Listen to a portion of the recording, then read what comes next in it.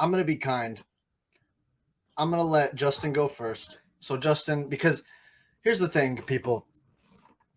There was a lot of talk going into game 3. There was a lot of talk going into game 1 and game 2, to be honest with you. Between me and Justin, a lot of things were said.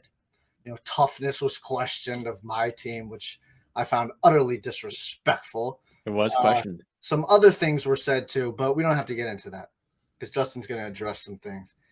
But I didn't hear from Justin all Saturday, basically, until the end. And maybe he's going to, he was doing something, he had previous commitments, but I didn't hear from him. That's the only reason why. So to the fans out there, I play in a men's baseball and adult league, baseball league. This is my team right here, the Hurricanes. So I had a prior commitment, so I could not sit down. And unfortunately, I couldn't sit there and watch the entire game. So I'm not complaining. Sure.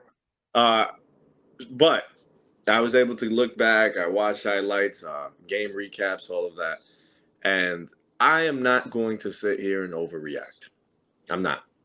Because going into the series, we all agreed that it would be a dogfight. These two teams played every regular season game, tough and tight.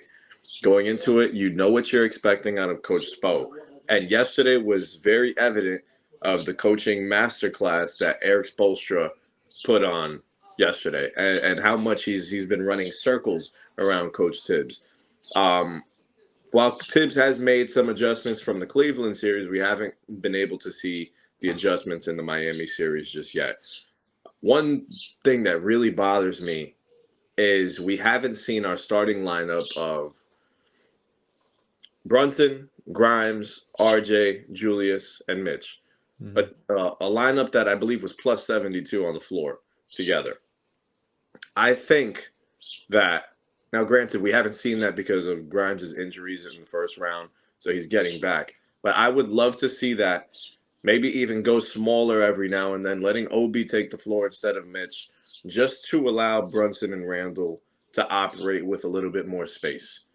I think the lanes are clogged. I don't think, one, the shots aren't falling. And unfortunately, we had a big opportunity yesterday when Miami is shooting 21% from three, as opposed to how they were in games 1 and 2.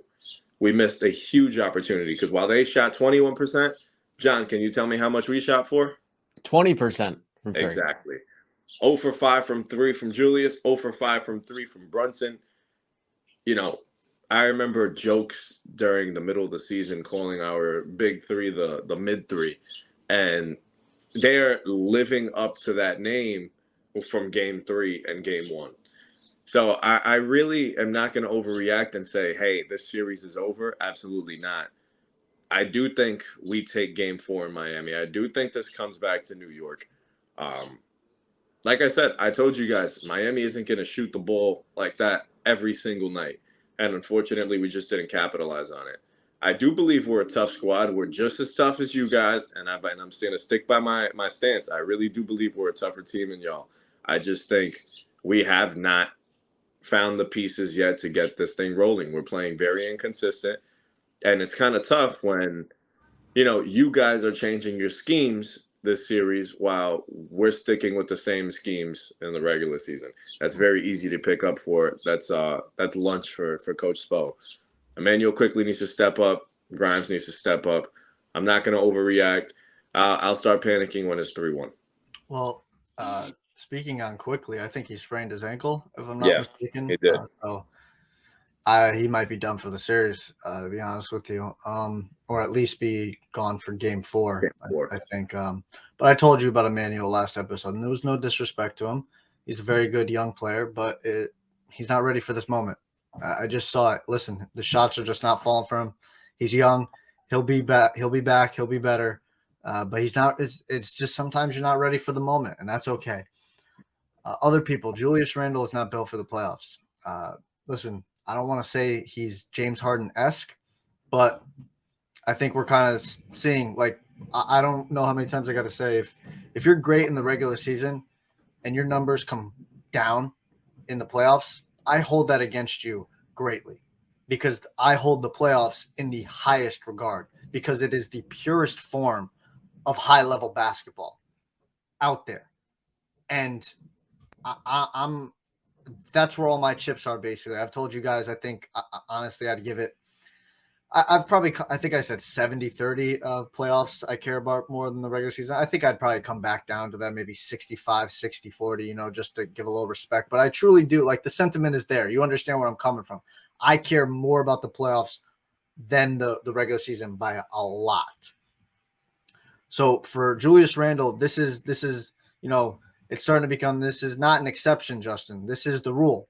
He's not good in the playoffs. He's a tough shot maker, and those shots are not falling.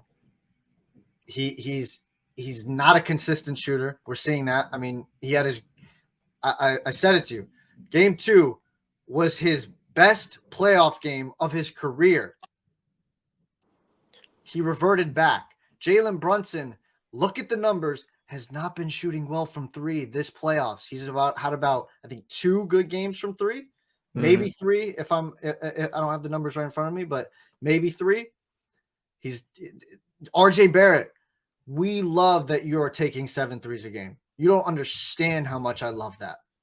That is like when Trae Young pulls up from 3. I'm like, yes, thank you.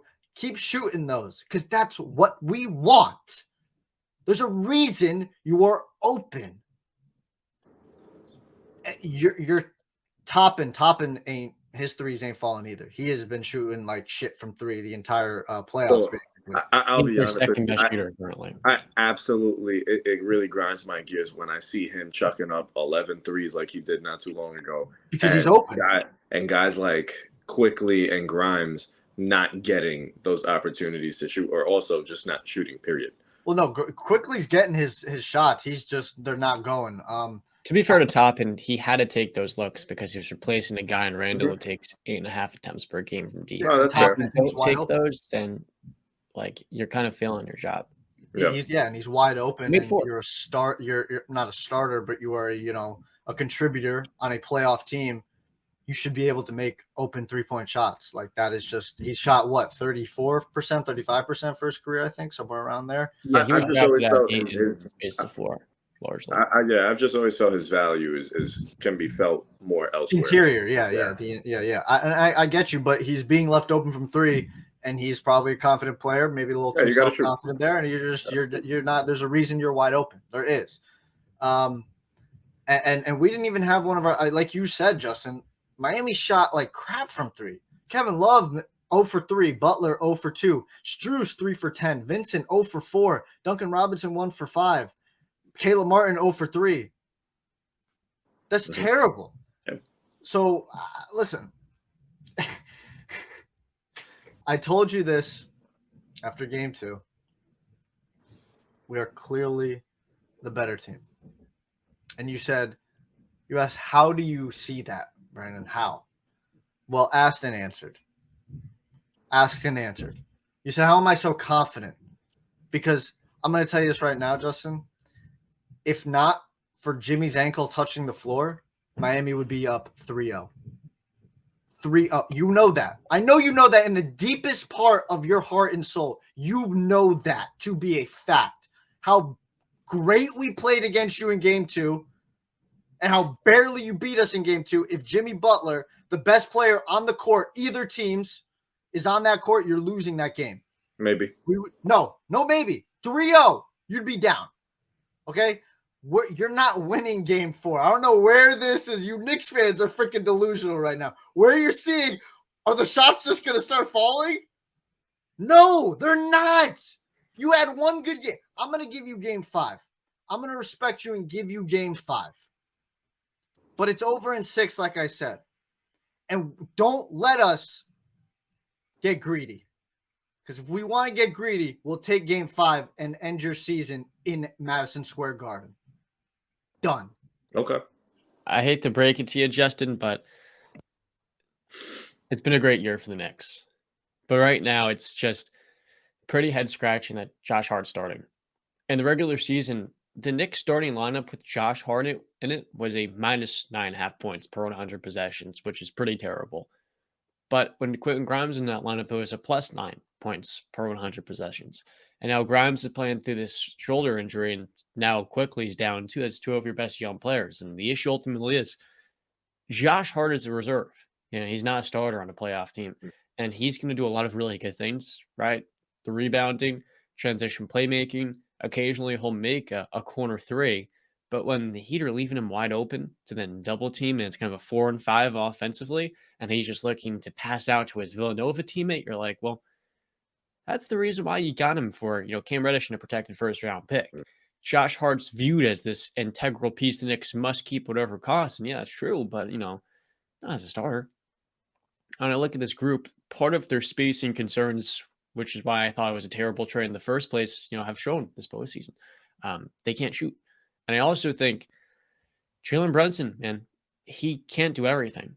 He's been really good all year long. But when you're getting double teamed and your teammates aren't making shots, they're forcing the ball in your hands, there's only so much you can control as the point guard. And he's hurt. And he's also not 100% either, as Brandon just noted. Then there's also one last point. I think Julius Randle has officially done it. I think he's taken the throne from DeMar DeRozan as the worst playoff performer I've ever seen in my life. I understand he's planted his ankle injury and he's one of the toughest guys in the league. But this is potentially a two-time All-NBA performer to many people, right? I don't think he is that, but people vote him as such. He plays in New York, right? People said this year, I didn't agree with this, that he was the Knicks' best player. We knew he wasn't. We were aware in the playoffs, his tough shot making and his control, he can't handle pressure.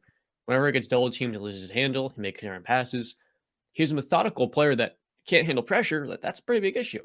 Jimmy Butler will play methodical, but he controls the tempo. Devin Booker does as well. But Randall's not that efficient, reliable shot maker.